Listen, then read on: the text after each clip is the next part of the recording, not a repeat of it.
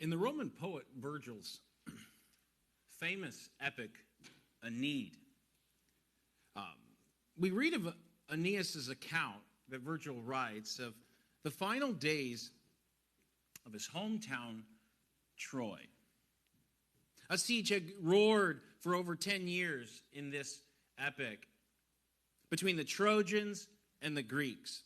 Now it looks as though the battle has finally come to an end. The Greeks, as you can watch from the walls of Troy, the Greeks were sailing away from Troy from what looked like the last time.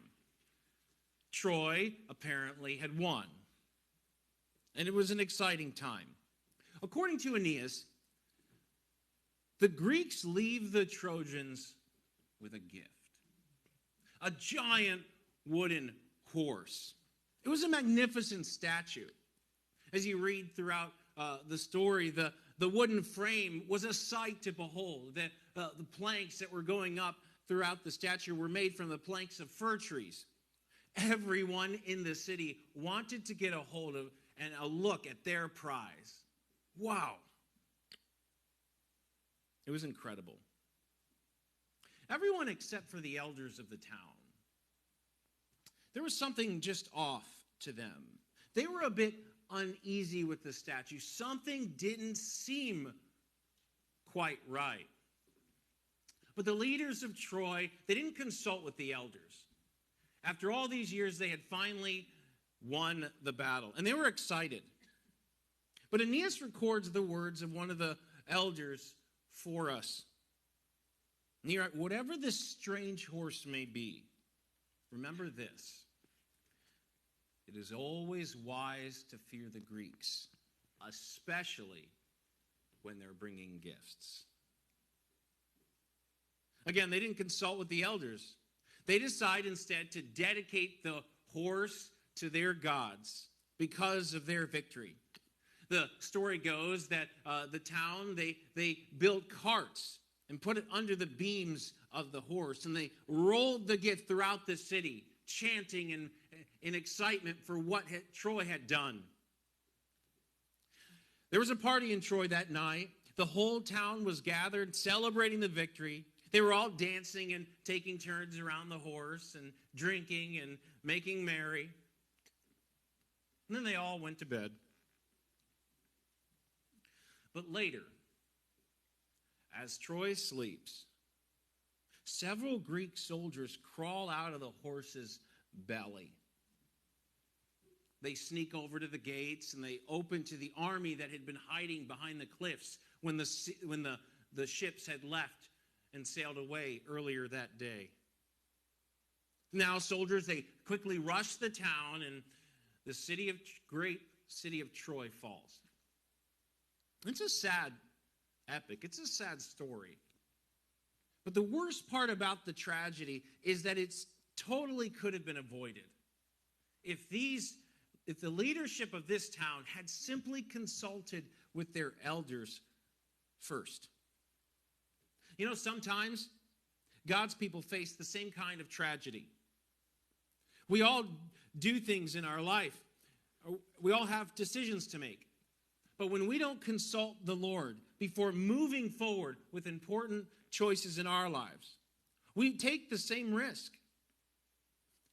I remember when I was in grad school, I needed a truck. About a decade ago, I was getting ready to get engaged, but I had no vehicle, and I needed a vehicle. So I went home for Christmas, and I began looking on Facebook Market. Actually, no. Back then, it was Craigslist. I was looking at, remember that?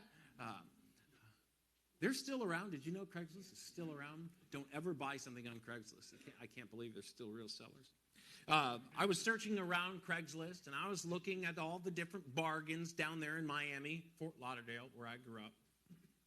And I noticed someone was posting a white Ford Ranger on Facebook. Remember that truck, right? Yeah. They had it posted for $1,500. Had 54,000 miles on it.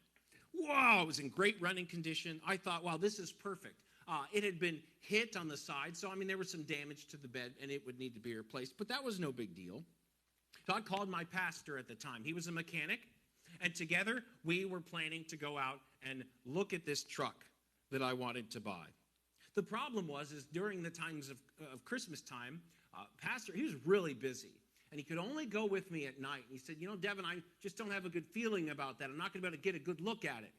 You know me at that time, I was just really excited. $1,500, 54,000 miles on it. I mean, it was manual. I wanted everything I wanted in a truck. It was perfect for me. And so I decided that, if that's when he's available, that's when we're going to go. And we looked at the truck. When we got there, we began to look the truck over. We walked around the truck, pulled up our flashlights, looking underneath, looking inside it, popped the hood, turned the key, listened to the motor hum. Both of us hopped in, took it for a quick run around the block. I mean, it was great. The bed wasn't much to look at, but we could fix that. I was so excited. It wasn't much to look at, but it ran great, and that's what matters. I bought it. As I get on the interstate, a little later that evening, we were downtown Miami, so you had to rummage through the neighborhoods and work your way down to 95. Hit about 65 miles an hour. And at that point, the rear of the vehicle began to sway. I knew something wasn't right. I got home later that night, and we got underneath the truck. Come to find out, this vehicle that I had bought hadn't been in an accident at all. It was a pool truck. And they had replaced the bed. The chlorine had eaten all the way through the bed. The only bed they could find was one that was hit. And these clever guys had ratchet strapped a bunch of Greek soldiers under the bed of my truck. It had eaten right through the frame of my bed. I had bought a horse. I'm not going to get into the story of how we welded that frame back together over the next 6 months. But I'm sure every one of us has a story like that. As I think back, I wonder, if I had just consulted the Lord, if I had just slowed down, right? And I just asked God, is this the truck that you want for me? I wonder time and again, if I would have bought that truck, if I would have made that kind of a mistake. Someone's deciding they want to buy a new house. And in this housing market, just a year ago, the houses were on the market one day and the next day they were gone. You had to move quickly. Everyone wants to own a home. You show up to the house, you look it over, you've got your real estate agent there. And the house, it looks immaculate, It's got all the fixings, all the granite, everything you've ever wanted in a home. It's your dream house. You look at the mortgage, everything is where it needs to be. You sign it. You never ask God, is this the house you want me to raise my family in? Is this the home that you have for us? Pretty soon you lose your job, and now you can't make the mortgage payments. And you begin to realize that now there's more in that contract than you were led to believe. And you start questioning your decision. There's a single mom, she has been looking for a job in order to provide for her family. She has no money to provide for her kids, and she's looked for months. Finally, the phone rings one day. She picks up the phone, and someone wants her to come in for an interview, and she's excited. She's been looking for a job for some time. In the meeting, the supervisor likes everything that he sees, and he wants to hire her on the spot, and she is overwhelmed with excitement. And in the moment, without ever taking time to step back, she accepts the job. She never sought God's counsel on whether this is the job for her. She never got to know the business, never looked into that. Now, while he promised she would never have to work on the weekends, it seems as though all the promises that he made to her aren't coming to pass. Now she's having to work overtime. She barely ever sleeps. She never sees her kids. The boss promised she could have Sundays and weekends off, and now she's having to work on Sundays. And it looks as though maybe she might have made a mistake. And friend, we all come to that place where we take a risk in the moment, ready to move forward, that we forget to ask counsel for the Lord. But when you do that, Christian, when you do that, our text that we're going to look at this morning is giving us a warning. It involves the passage we're going to look at today involves a choice like that. It's going to caution us about making choices without asking God first. When you do not advise God before making important decisions in your life, this text we're going to look at today, it says, watch out. Be careful. But the passage we'll look at this morning, it does more than that. Sure, it tells us about the risk of being hasty. It cautions us about making a mistake. But it also speaks to me about the grace of God. Friend, if you've already made a move in your life, maybe you're living with the consequences of a decision that you've made, one that's changed your life. This passage that we're going to read today encourages us about God's mercy when we've already made a mistake. And so the text we're going to look at today is a story of caution, and it's a story of compassion. Turn with me, if you would, to the book of Joshua. We'll be in chapter 9. Joshua chapter 9 this morning. Joshua 9 comes shortly after Israel has finally invaded Canaan. 40 years earlier, God had promised to give them this land, but their fathers, their ancestors, had decided not to take God up at his word. And 40 years earlier, Israel had sent spies over to scout out the land, but they backed up in fear. And now in Joshua 2, Israel has done it again. They've sent spies out to scout out the land. 40 years earlier, God had parted the Red Sea, and Israel had crossed over away from Egypt. God had shown himself real to them. And now, once again, God had parted the Jordan River, and Israel has crossed into the land of Canaan. By now, they'd been victorious. They'd defeated Jericho. They'd overcome Ai. It's been exciting to see God working. It's been one victory after another. And Israel must have been creating havoc. Can you just imagine all of the towns throughout Canaan shaking and full of fear, right? Because God is now in Canaan, and he is with his people, watching the victories of Jericho and Ai. The kings of the land are shriveling up in fear. And so the remaining rulers of Canaan, they decide to make an alliance together. They form a military coalition against Joshua and against Israel. The kings of the central hill country, they unite with those in the western foothills, even with some along the coastline, all the way up to Lebanon, you see, they create a military alliance. They're going to battle with Israel together here. And now as we pick up in Joshua 9, the coalition has come together to fight. We pick up reading just before the battle in chapter 9, verse 1. And it came to pass when all the kings who were on this side of the Jordan, in the hills and in the lowland, and in all the coasts of the great sea toward Lebanon, the Hittite, the Amorite, the Canaanite, the Perizzite, the Hivite, and the Jebusite, they heard about it, about Joshua and about Israel, that they gathered together to fight with Joshua and Israel with one accord. So they gathered together 7 Canaanite cities, all banded together to battle Israel. Those in the lowland, those in the hills, all the countries gathering together. They come together for one reason, to defeat God's people. But there was one group who decided not to fight. They decided they were going to go it alone.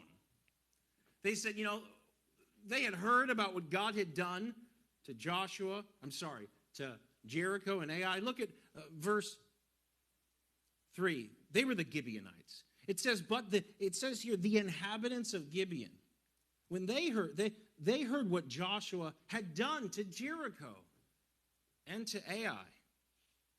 They had learned what happened to these two cities, and so they said, I'm not going to fight these people. They decide instead to prepare a ruse to deceive God's people into letting them live in the land.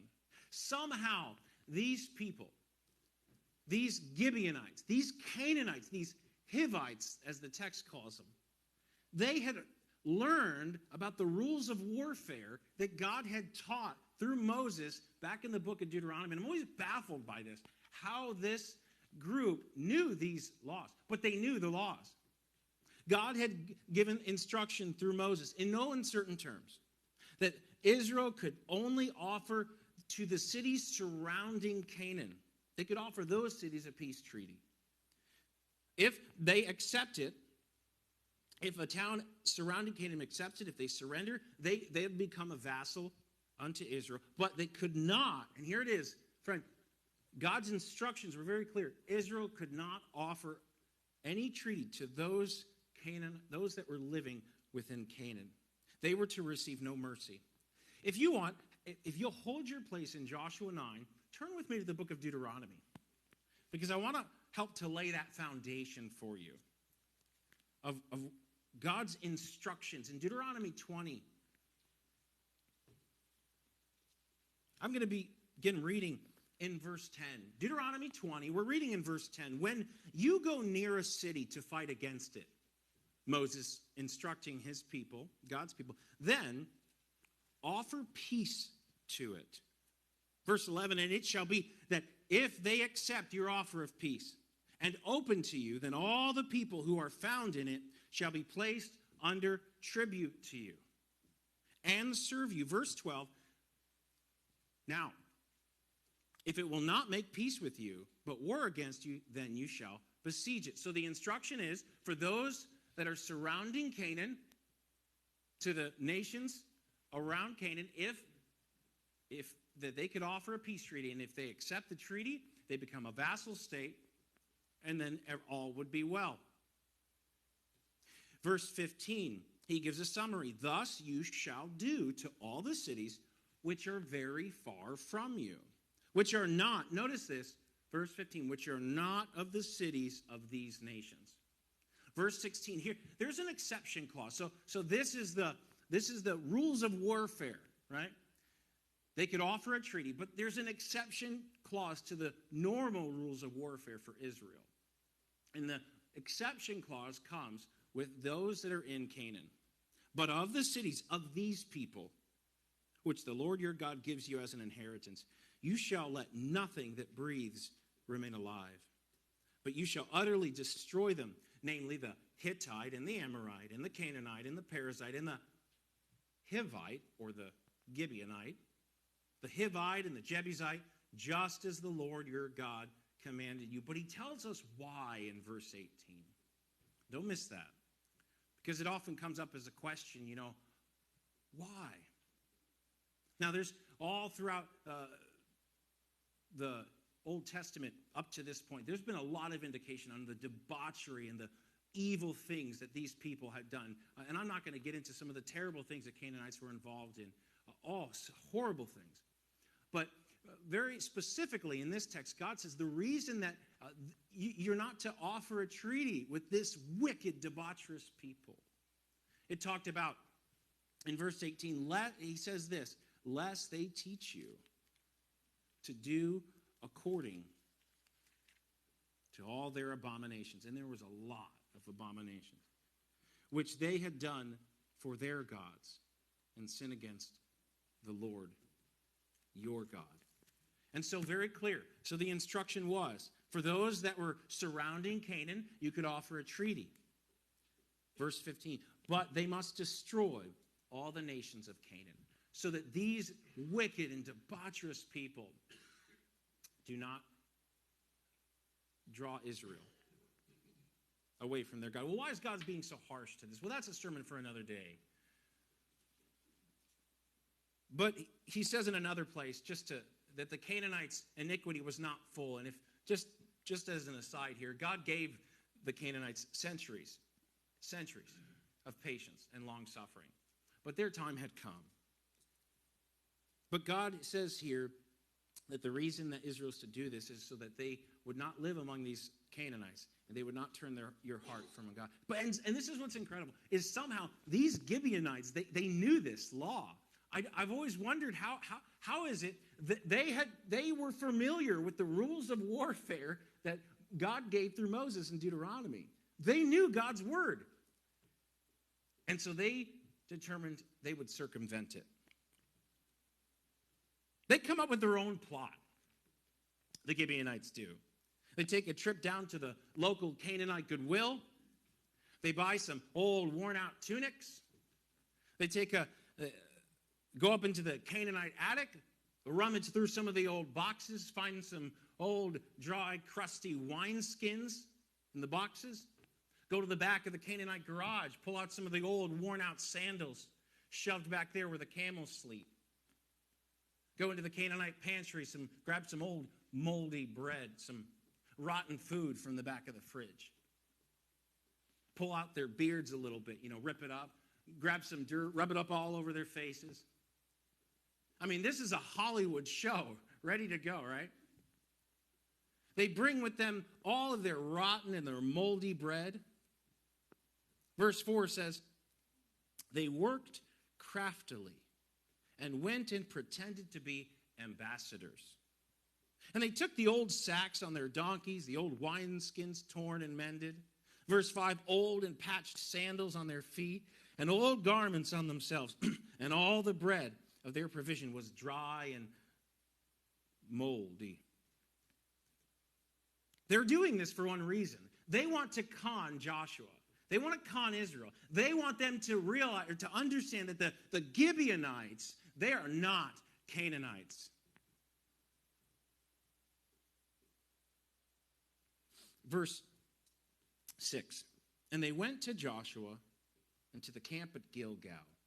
And they said to him and to the men of Israel, we have come from a far country. Now, therefore, make a covenant with us. The Israel leaders, they're suspicious at first. They're not buying it. Something just seems a little off. I mean, perhaps these Gibeonites, what if they live among us? He says in the next verse, then the men of Israel said to the Hivites, to the Gibeonites, perhaps you dwell among us, and so how can we make a covenant with you? But the Gibeonites, they're ready for that. They respond with tact. We are your servants. Now, the Israelite leaders, they like that. And with that, their guard begins to come down. And with all of the evidence that the Gibeonites provide, the moldy bread and the worn-out wineskins, the worn-out sandals. And Joshua said unto them, who are you? And where do you come from? And so the Gibeonites, they tell their tale. They say that they're from some far away and unnamed kingdom. Isn't that clever? Notice how they say this here. Because they say, oh, we're coming from beyond Jordan. They begin to talk about the battles on the other side of Jordan. So clever, isn't it? The people in their country are talking about and gossiping about the battles against Sihon, it says, King Sihon, and against Og, and against all the miracles that God did in Egypt. They're very smart not to speak about the real stories they've been hearing about. The stories of Jericho and Ai. This is what's terrifying them. For they know these battles, they just took place, and they can't know about those. And they would only know about that if they were living together. Look at this.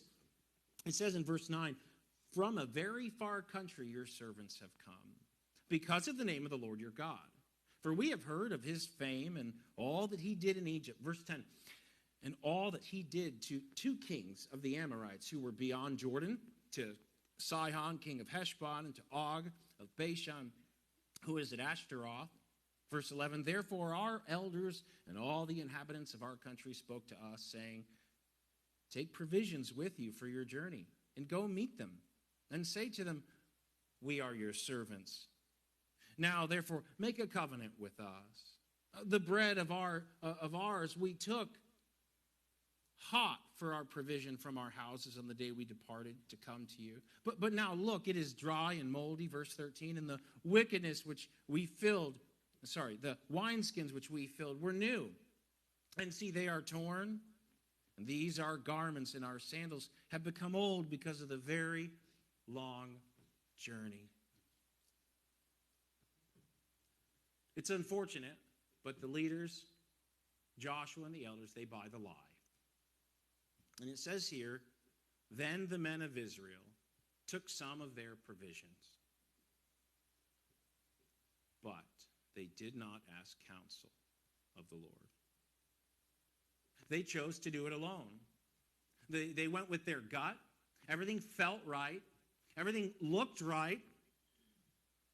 And because of that, they failed to see who the Gibeonites are. What does it mean to ask counsel of the Lord? What does it mean to advise the Lord as we read here in this text? Well, to understand what's going on in this context and the issue that they were dealing with here, we really need to understand a little more about the instruction that God had already given to Joshua back in the book of Numbers.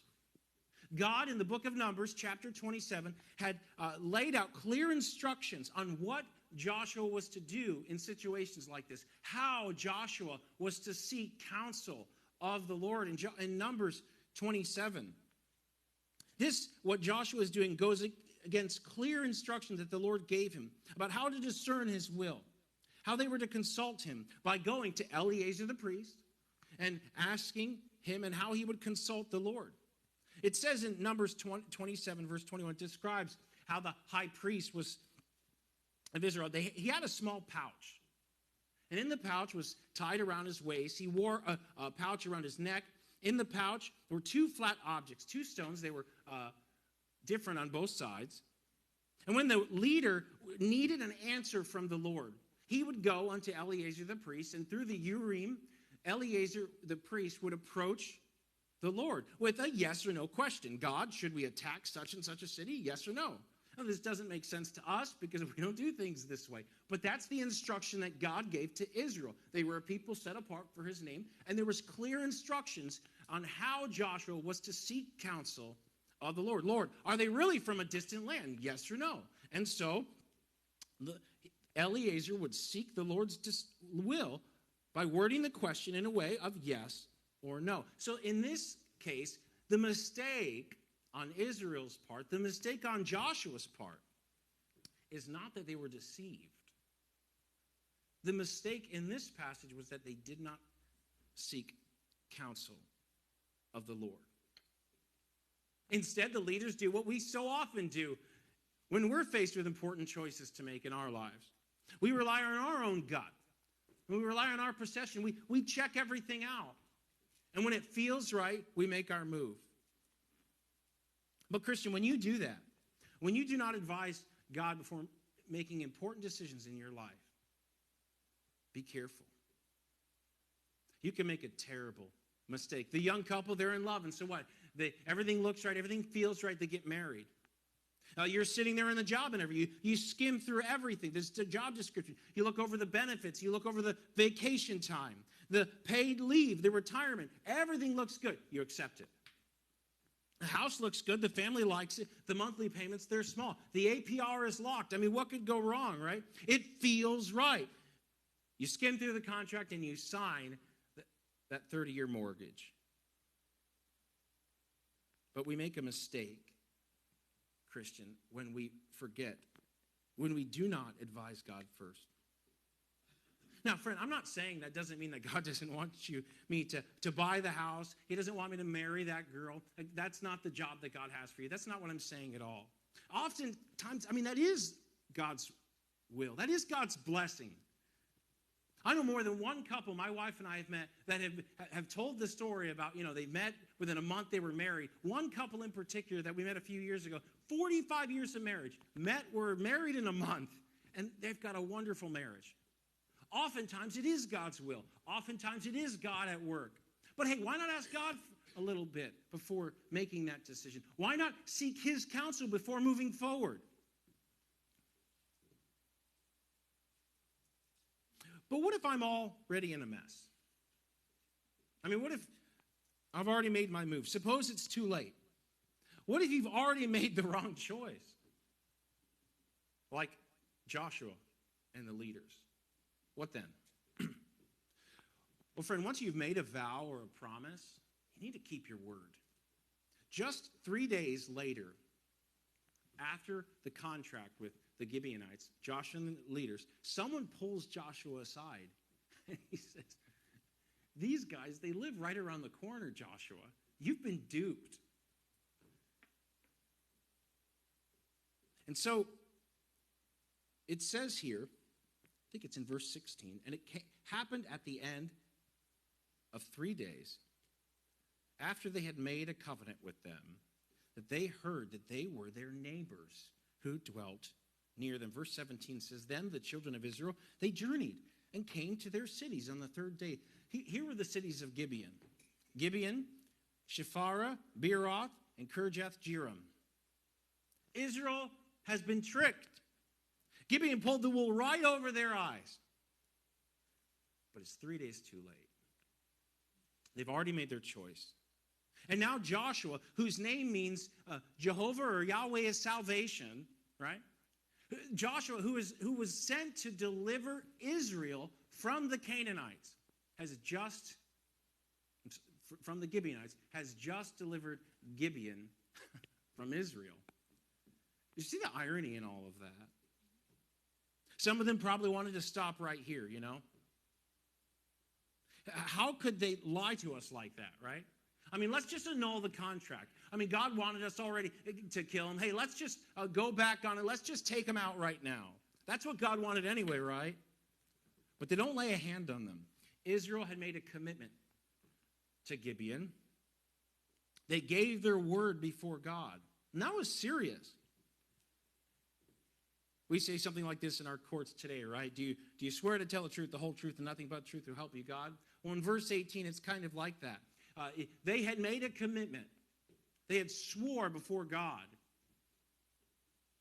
And they have to keep their word. Verse 18, but the children of Israel did not attack them because the rulers of the congregation had sworn to them by the Lord God of Israel. And all the congregation complained against the rulers. They've already committed themselves. The elders gave their word. And Joshua and the elders together had made an oath before God. They can't touch them. And so Israel stands by that commitment. I was reading once a while back on this passage, and someone made a great notation. You know, Gibeon is a really good picture of Israel if you think about it. Because God had made a commitment with this nation. He had bound himself to that covenant. No matter what they do, God said, I will never leave you.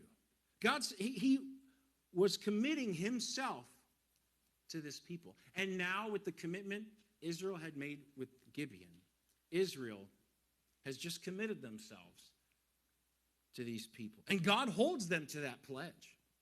They'd made a commitment and now they have to keep. Gibeon is allowed to remain and live in the land along with Israel because of that covenant. But that's not all. Because when Israel makes a commitment, God expects them to keep their word. And friend, when you make a commitment, God expects you to keep your word. But look at what happens in this story. Because while Gibeon is allowed to live in the land, this story, it didn't just show us the mistake that Israel made. The story of Gibeon offers us a glimpse of hope as we watch God work their mistake for his good. The text tells us 3 times throughout the rest of this passage here that the Gibeonites from this point on are going to become woodcutters. Woodcutters. Woodcutters.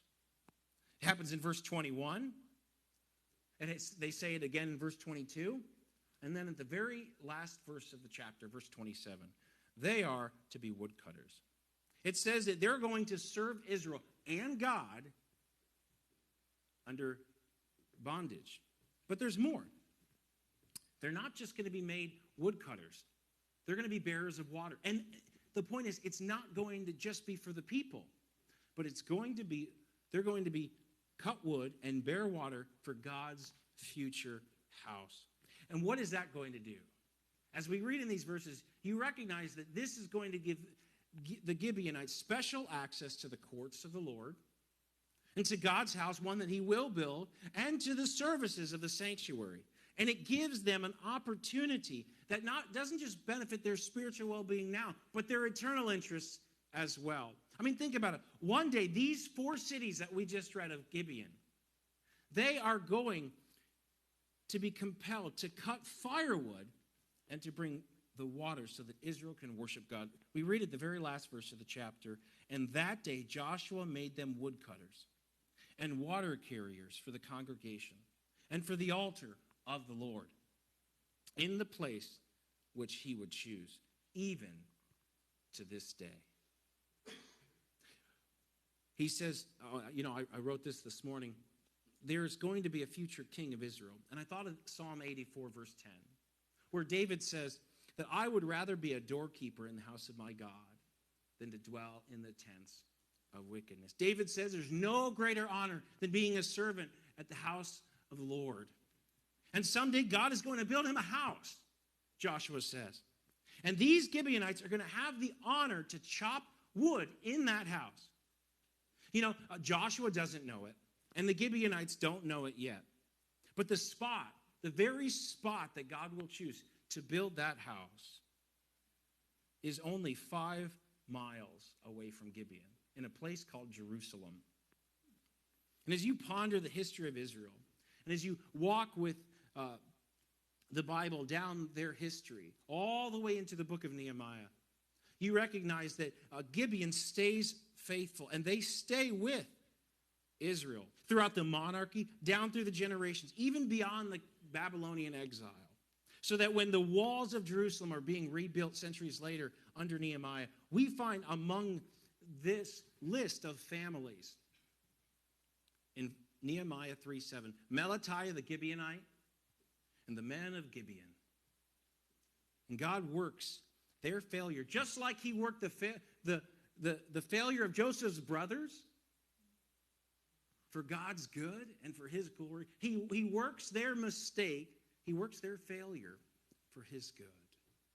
God uses Israel's covenant with Gibeon, a covenant that he should never have made, as an opportunity to show grace. And we read then in Nehemiah 7:25 of 95 sons of Gibeon. They're rebuilding the walls of Jerusalem, standing beside their Israelite brothers. Hey, give me another brick. Hey, give me another brick. Rebuilding the walls of Jerusalem. God does a great work through this mistake. This covenant teaches me that it's never too late. This commitment that Israel makes, while it was a mistake on their part, it shows me that it's never too late, that God can still turn our mistakes into a blessing. And God already knows the mistakes that we're going to make far before we make those mistakes. And if we accept them and move forward, it's incredible to see what God can do. Christian, the decisions that you've made in your life, I don't know what they were, but the past is the past. And Paul says what? Forgetting that which is far behind. Forgetting those things which are behind. Paul reaches toward the prize of the high calling of God in Christ Jesus. And while we all make decisions in our life, we all make mistakes, God is a merciful God, and his grace never